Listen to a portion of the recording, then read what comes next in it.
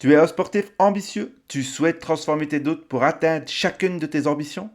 Malheureusement, il y a ta voix intérieure qui te dit que c'est pas possible, parce que t'es pas assez, t'es trop vieux, tu manques de temps pour tout faire. Hmm. Laisse-nous te prouver le contraire. Bienvenue dans L'Impossible, un choix. Le podcast des sportifs ambitieux qui refusent de laisser leur mental décider à leur place.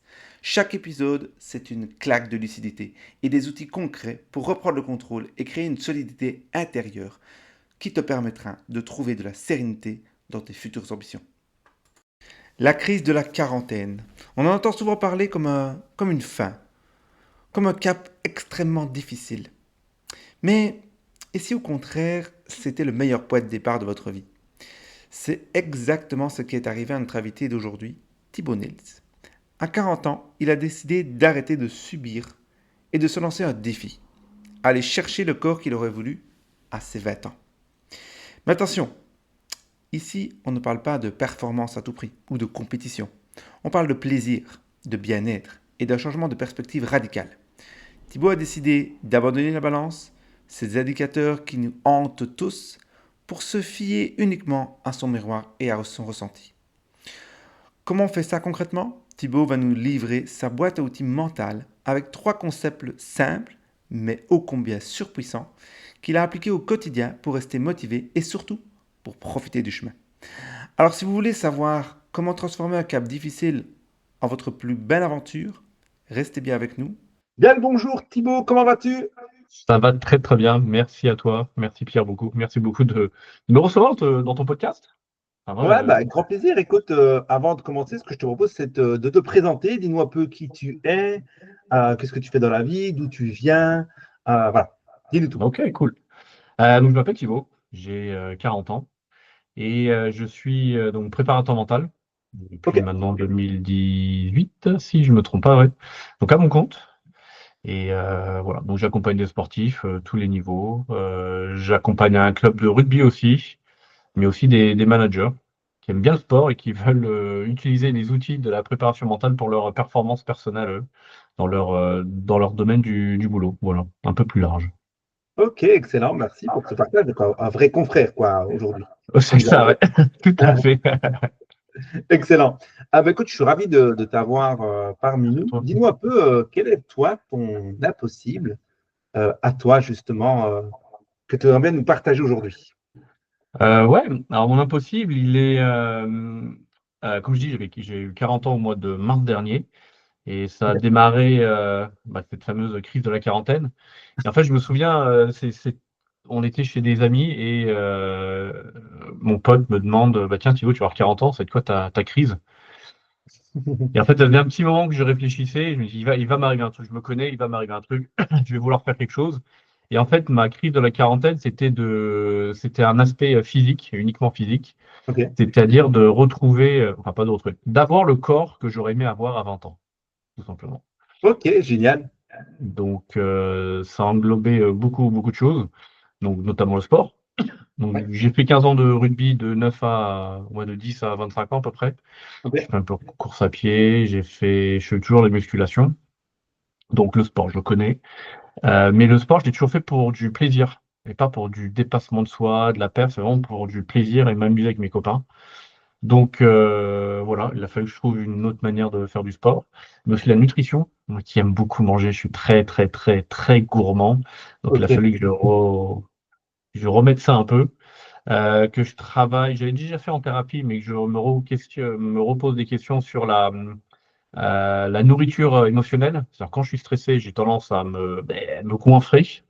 Donc comprendre un peu tout ça, ces émotions, pourquoi. Donc faire un travail un peu plus global, on va dire, pour essayer de d'être sur le chemin. Alors, j'y suis pas encore. Ok, Il y a 6 mois, j'y suis pas encore. Mais ça va. Moi, le chemin me plaît bien et le parcours me plaît bien. Et là où j'en suis, mais je vois des résultats, donc ça me fait bien plaisir. ok, génial. Et tu te rappelles du moment où tu as eu vraiment le déclic de dire, ok, c'est ça ma crise de la quarantaine. Bon, ça va être compliqué de revenir à ma taille, forme que je voulais à 20 ans. Tu te rappelles de ce moment-là et comment tu te sentais? Euh, C'était vraiment dans ce repas avec ce pote et c'était génial de retrouver ça, d'en avoir parlé. sans Ok. filtre, d'avoir partagé ça. Je trouvais ça très, très intéressant. Et c'est drôle parce qu'il m'a donné plein d'idées. Il m'a parlé d'une appli pour compter ses calories, etc., que j'ai tout de suite téléchargé, je crois, 2 jours après. Et j'ai commencé tout de suite à compter mes calories. C'était une grande, grande tarte dans ma figure. Parce que pendant la première semaine, je me suis dit, allez, on mange comme je mangeais d'habitude et je compte tout.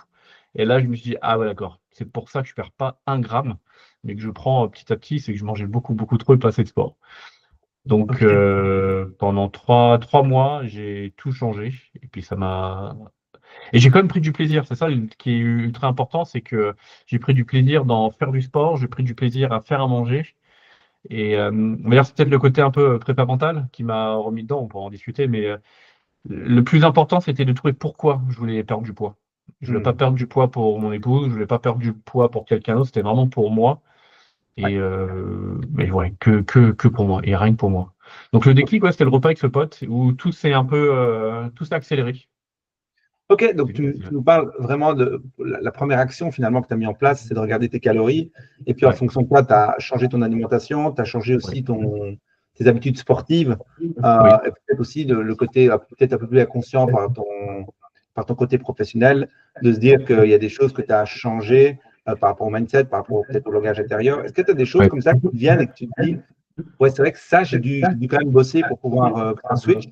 Toi, tu parlais que la nutrition, ça avait été finalement assez simple. Ouais. Euh, Dis-nous un peu si tu as En quelque chose. fait, donc on va dire, allez, peut-être pendant, je peux dire 20 ans, 15 ans, allez, 15 ans, Ouais, je faisais le yo-yo. J'essayais de faire attention. Après, je faisais beaucoup de sport, mais je ne faisais pas pour les bonnes raisons.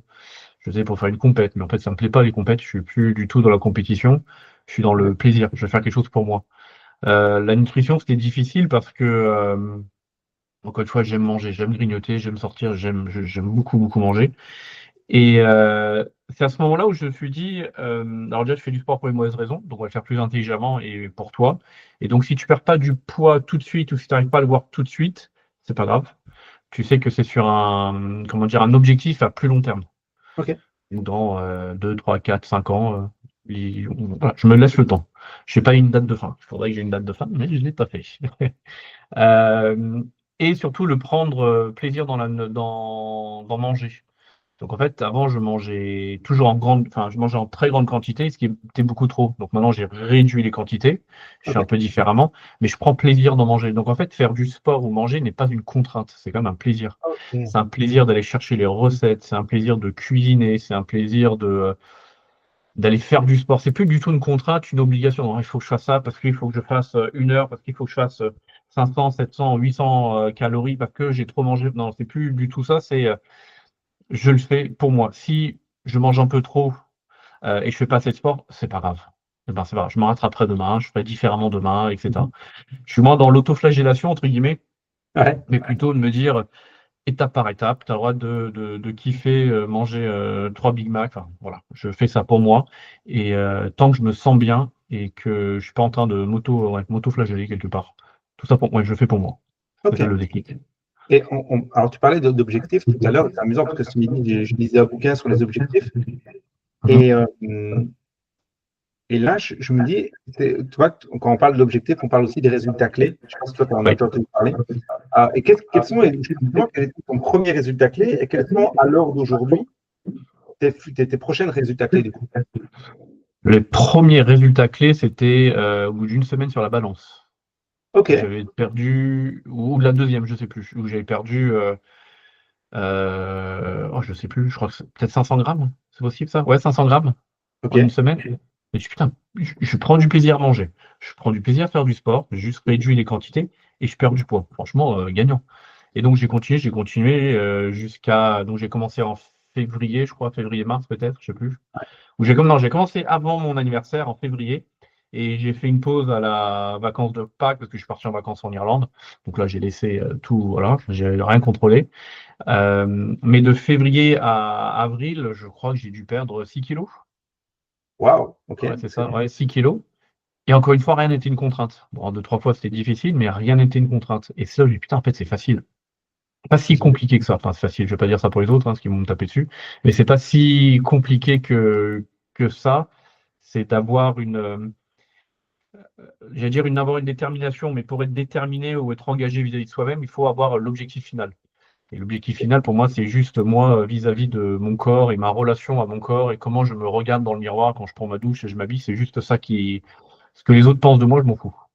C'est Ok. moi, comment je me vois. Et à l'heure d'aujourd'hui, tu es toujours en mode résultat clé par rapport à ton point, ou tu as un autre résultat clé quand même, enfin, une autre métrique, si on peut appeler ça comme ça, mais Ouais. quelque chose de concret qui te permet de te voir avancer, parce que je suis d'accord avec toi sur le côté discipline, à tenir dans le temps, il faut un objectif qui est clair, pourquoi, etc.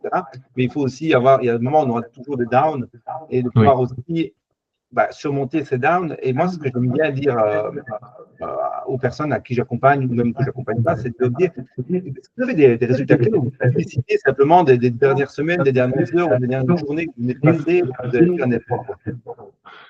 Alors, tu vas me prendre pour quelqu'un de très narcissique et mon épouse se fout de moi régulièrement. C'est que le poids, je me pèse plus depuis, je pense, mai. J'ai plus mis le pied sur la balance, donc le poids, le chiffre n'est pas important. Ok. C'est juste l'esthétique, l'aspect physique. Donc, quand je fais de la muscu ou autre, j'aime bien me regarder, une fois que j'ai terminé, je me regarde dans le miroir et mon épouse me dit pourquoi t'arrêtes pas de regarder. En fait, c'est ça qui me permet de me dire est-ce que j'avance, est-ce que je suis dans les clous, est-ce que je me kiffe, est-ce que je me plais et tout ça. Donc elle se fout bien de ma gueule. Et un autre truc qui me fait rire aussi, mais c'est avec mon fils. Donc j'ai deux enfants, mon fils qui va avoir 9 ans et ma fille qui a 5 ans. Et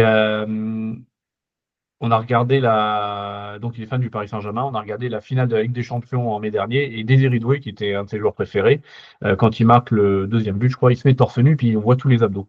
Donc maintenant, dès que j'ai fait de la muscu, je regarde, j'ai les abdos de Désiré Doué. Il me dit non, papa, pas du tout. Donc, c'est un peu ma fierté qui est en train, mais ok, continue à bosser, et un jour, tu auras peut-être les abdos de Désiré Doué pour chambrer mon fils. Ah. Mais Excellent. non, je le fais vraiment pour moi, et ma métrique, c'est l'aspect physique. Comment je me sens dans mon corps au quotidien, comment je mets mes t-shirts, ou comment, quand je regarde dans le miroir, ouais, comment je me sens, comment je me trouve. Parce que je Ouais. m'aime tel que je suis. C'est ça le plus important. C'est ça que j'aime bien dans ce que tu partages, le fait que tu es obligé d'avoir une métrique, une valeur, un numéro, mais tu peux très bien Mm. aussi avoir vraiment quelque chose de je me regarde dans le miroir et OK, est-ce que ça me convient, ça me convient pas. Ça me convient pas, OK, Ouais, qu'est-ce que je peux mettre en place pour justement améliorer cette situation? oui.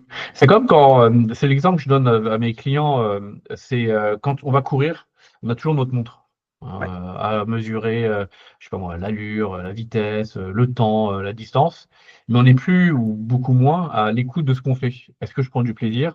Est-ce que, oui, effectivement, là, je suis peut-être à, j'en sais rien, moi, 14 km/h, mais est-ce que je suis essoufflé ou pas? Est-ce que je peux aller plus vite ou est-ce que c'est beaucoup trop, donc si je continue, je vais me cramer. Et donc, enlever cette métrique de la balance, pour moi, c'est dire, j'enlève tout ça. Ouais. C'est-à-dire que même les calories, ça fait ouais, ça fait un petit moment que je ne l'ai pas comptabilisé, mais je sais à peu près dans l'assiette ce qu'il me faut, ce qu'il ne me faut pas, la quantité, etc. Donc, j'arrive à peu près à voir. Mais j'enlève ces métriques, c'est quelque chose qui est, comment dire, qui peut être une source de bonheur ou de malheur qui vient de l'extérieur. C'est-à-dire la balance, la montre. Tiens, j'ai couru 1 heure, mais j'ai consommé, je sais pas, que 500 calories. Enfin, j'ai dépensé que 500 calories. Ah, c'est pas assez. Donc là, avant, j'étais comme ça, et j'étais, ah, c'est pas assez, il faut que je continue, ou j'ai pas donné assez, j'ai pas assez couru, je suis pas assez bon, je suis pas, voilà. Et, euh, et faire cette méthode-là, c'est pas une méthode, hein. Déjà faire petit à petit, Ouais. et pas aller tout de suite se cramer. Faire petit à petit et se focaliser sur moi, comment je me sens, ça permet comment dire, de construire ou d'entretenir ma confiance en moi aussi et l'estime que j'ai pour moi, qui est, euh, qui est important. Et comme je connais un peu le processus, comme je sais que j'ai déjà réussi dans le passé, et ben même si au bout d'une semaine, et ben je suis pas au top parce que les performances ou autres, ou le ressenti est pas fou, mais je me dis c'est pas grave, continue, tu vas voir, tu vas y arriver. Donc c'est un peu ça, ce discours interne qui me dit tu vas y arriver, t'inquiète pas. Prends ton temps. Au lieu de mettre, je sais pas moi, 3 semaines, bah, tu mettras peut-être le double, mais c'est pas grave. Tu vas à ton rythme et c'est cool. Et puis en OK, général, on n'est pas à l'abri de très très belles surprises à ce moment-là. ouais, c'est clair. Et est-ce que tu avais reçu ou tu as reçu dernièrement un conseil que tu dis, mais ça, c'est le pire conseil que j'ai eu? Le pire conseil, alors c'est pas de quelqu'un en particulier, c'est les réseaux sociaux. OK. Quand je regardais ceux qui faisaient de la nutrition, ou enfin surtout Instagram, je suis beaucoup sur Instagram pour voir les recettes qui sont il y en a, elles sont magnifiques. Et voir donc je me suis mis en juin, juillet, je me suis mis au kettlebell. Et je suis allé voir plein de comptes et plein de vidéos. Et en fait, le mauvais conseil, ça serait de faire tout comme eux et de se dire que je peux être comme eux. Et ça, je me suis mis de côté ça en disant non, non, je ne cherche pas à être comme eux parce que je suis pas influenceur Instagram, je suis pas coach sportif, donc je ne fais pas ça de mes journées. J'ai d'autres choses à côté et je ne peux pas faire que ça à longueur de temps. Mais ça me donne des conseils et encore une fois, je le fais pour moi. Ouais. Même mon épouse qui me dit c'est bien, c'est pas bien, je le fais pour moi. Ok. C'est ça le plus important. Et justement, Donc, pardon, tu voulais dire quelque chose? non, je t'ai coupé. Ok. Et justement, tu parlais de ta compagne, mais quel a été l'impact? Tu nous as parlé sur toi-même. Alors non, tu n'as même pas encore parlé sur toi-même, mais justement depuis février jusqu'à maintenant, ça a quoi ton impact au niveau sur toi-même, sur tes relations et aussi sur par rapport à ce que tu as mis en place? Sur mon pro, je pense que ça. Alors, relation, d'abord, et choses comme. Relation, j'ai pas l'impression que ça ait changé grand-chose. Si, j'ai peut-être plus confiance en moi. Je me trouve plus beau et plus attirant pour elle. Ok. Donc, il y a plus peut-être un jeu. Ouais, on est plus à l'aise, on rigole plus, on est peut-être plus dans la séduction. Voilà, comme je me sens bien dans mes baskets. Excellent. Et puis on a fait du sport aussi ensemble. Bon, avec les emplois du temps, c'est un peu compliqué, mais on essaie de faire du sport ensemble, et donc ça c'est cool. Donc à Ok. ce moment, on fait ça tous les deux ensemble et on partage un truc. Donc ça c'est cool. Toujours dans la même volonté d'être bien dans son corps, elle et moi. Donc ça c'est canon. Mhm. Euh, Pro, bah oui, je pense que je me sens plus à l'aise et donc ouais, je me sens plus à l'aise et j'arrive à être plus moi au quotidien et donc ça reflète un peu le côté pro où donc avec mes clients, avec les clubs où j'interviens, un club de rugby, donc ils sont tous des professionnels de haut niveau, ils ont les corps que moi je voulais à 20 ans, donc il y avait ce travail, merde, je vais rencontrer, mais c'est bien, ça me pousse. Et puis, comment dire, je donne des cours aussi à la fac, en préparation mentale et en anglais. Mhm. Donc, j'arrive à être plus moi-même, c'est-à-dire m'habiller comme j'ai envie. J'ai 40 ans, mais dans ma tête, j'aurai encore 15-20, donc je m'habille comme si j'avais 15-20 ans. Excellent. Ouais, je suis moi-même. Je suis plus de dire, tiens, est-ce que je vais leur plaire? Est-ce qu'ils vont m'apprécier? Est-ce qu'ils vont adhérer, etc. C'est juste, je fais mon boulot comme j'en ai envie. Ouais. Et il y en a qui kiffent, c'est génial, on va aller au bout ensemble. Et s'ils aiment pas, bah, c'est pas grave, c'est comme ça. Mais au moins, j'arrive à être moi-même et m'accepter tel que je suis, avec une évolution au fur et à mesure. Mais ouais, c'est ça le gros impact Ok, génial. perso, pro. Ok, Mm. excellent. Et si tu as un outil comme. Alors, ce qui est bien, c'est que tu es préparateur mental aussi, donc je vais te demander un outil mental, du coup, pour nos éditeurs. Tu auras un outil mental comme ça, un tips, tu vois, un conseil que tu pourrais apporter, ce serait quoi par rapport à tout ce que tu as partagé, ou même quelque chose peut-être de nouveau? Alors, deux choses qui me viennent en tête. Vas-y, je t'en prie. La première chose, et c'est comme ça que commence tous mes accompagnements, c'est le pourquoi. Pourquoi tu veux faire ça? Pourquoi tel objectif? Qu'est-ce que cet objectif représente pour toi? Quelqu'un qui veut être en équipe de France, quelqu'un qui veut être pro, quelqu'un qui veut finir, je sais pas moi, un marathon, l'UTMB, qu'importe. Pourquoi? Quelle est Pourquoi tu vas souffrir autant ces 6 prochains mois, cette première année, cette année qui va arriver pour accomplir ce rêve? Pourquoi? C'est le fameux why de Simon Sinek. Ouais. Donc ça, c'est le truc que je fais pendant 1 à 2 séances, le pourquoi. Voire même une fois que tu as atteint l'objectif, donc tu as franchi la ligne d'arrivée, qu'est-ce que tu vas ressentir? Donc c'est pourquoi ça a autant d'importance, avec qui tu veux le partager, voilà, pourquoi. Et ensuite, il y a le côté, enfin il y a même deux autres choses, je te donnerai 3 outils, désolé. Vas-y, je t'en prie. L'autre chose, c'est le côté maîtrisable et non maîtrisable. Ok. Moi, ce que je maîtrise, c'est ce que je décide de manger, le plat que je décide de faire, l'entraînement que je décide de mettre en place, de faire ou de pas faire, c'est moi qui décide. Donc, c'est moi qui suis en contrôle absolu de ce que je fais. Mhm. Donc, je peux pas dire c'est à cause d'un tel, non, c'est moi, Thibaut, qui veut ou qui veut pas. C'est moi qui décide. Ouais. Et c'est pas la faute des autres. Et l'autre chose, c'est de pas culpabiliser. C'est-à-dire qu'on a tous le droit à l'erreur. J'ai le droit d'avoir loupé une séance d'entraînement.